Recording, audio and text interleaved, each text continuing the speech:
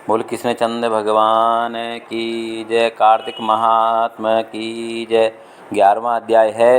एक समय जब समुद्र का पुत्र जलंधर अपनी स्त्री वृंदा के साथ असुरों से सम्मानित हुआ सभा में बैठा हुआ था, तभी गुरु शुक्राचार्य वहाँ पर पहुँचे, जिनके तेज से सब दिशाएं प्रकाशित हो गईं। तब गुरुजी को आता देखकर असुरों सहित सागर पुत्र ने उनको बड़े आदर से प्रणाम किया। तेजस्वी शुक्राचार्य जी ने सबको आशीर्वाद दिया। फिर उनको एक दिव्य आसन पर बैठाकर सब दैत्य भी यथास्थान पर बैठ गए। सागर पुत्र ने बड़ी नम्रता से प्रश्न किया कि गुरुजी, राहु का सिर किसने काटा, आप हमें यह बतलाइए। इस पर श्री शुक्राचार्य जी ने विरोचन पुत्र हिरण्यकश्यप और उसके धर्मात्मा पौत्र का परिचय देकर देवताओं और असुरों द्वारा समुद्र मंथन की संक्षेप में सब कथा कहकर यह बतलाया कि जब समुद्र से अमृत निकला तो उस समय देव रूप बनाकर राहु भी अमृत पीने बैठ गया।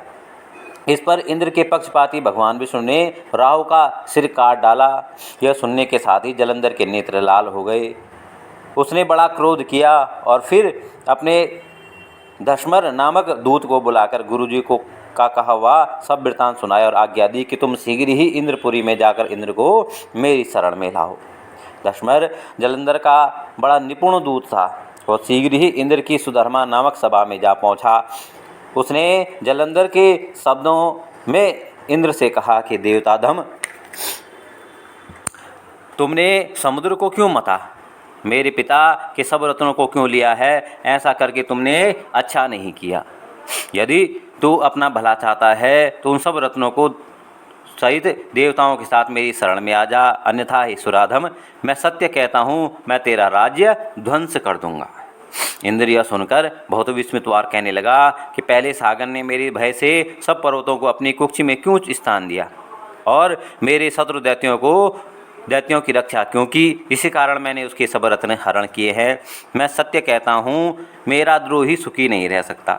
इंद्र की बात सुनकर वह दूत शीघ्र ही जलंधर के पास आया और सब बातें उसे कह सुनाई, जिन्हें सुनते ही वह दैत्य क्रोध के मारे अपने ओंठों को काटने लगा और देवताओं को जीतने के लिए उसने उद्योग आरंभ की।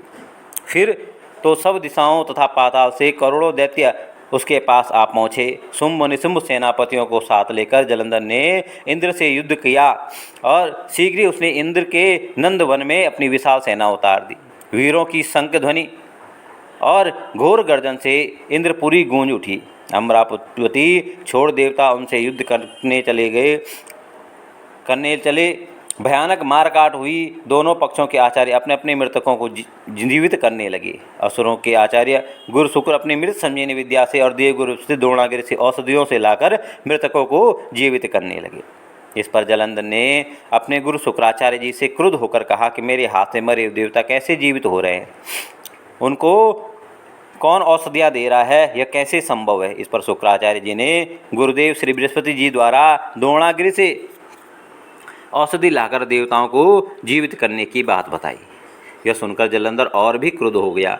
श्री शुक्राचार्य जी ने कहा, क्रुद्ध क्यों होते हो? यदि शक्ति है तो द्रोणागिरि पर्वत को उखाड़कर समुद्र में फेंक दो, तब मेरे कथन की सत्यता प्रमाणित हो जाएगी। इस पर जलंधर क्रुद्ध होकर शीघ्र ही द्रोणागिरि पर्वत के पास जा पहुंचा और अपनी भुजाओं द्वारा उसने उस पर्वत को जड़ से उखाड़कर समुद्र में फेंक दिया।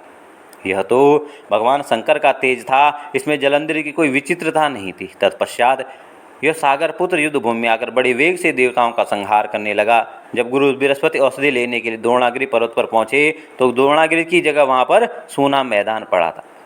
तब वह भयभीत होकर देवताओं के पास आए और कहा कि युद्ध बंद कर दो, तुम लोग अब जलंधर को जीत नहीं सकते। पहले इंद्र ने जो भगवान शंकर का अपमान किया था, यह उसी का फल है। यह सुनकर देवता युद्ध की आशा त्याग अत्यंत ही व्याकुल हो इधर उधर भाग निकले। सिंधु युद्ध निर्भय होकर अमरावती में प्रविष्ट हो गया। इंद्र आदि सब देवताओं ने गुफाओं में शरण ले ली। बोल कृष्णचंद्र भगवान की।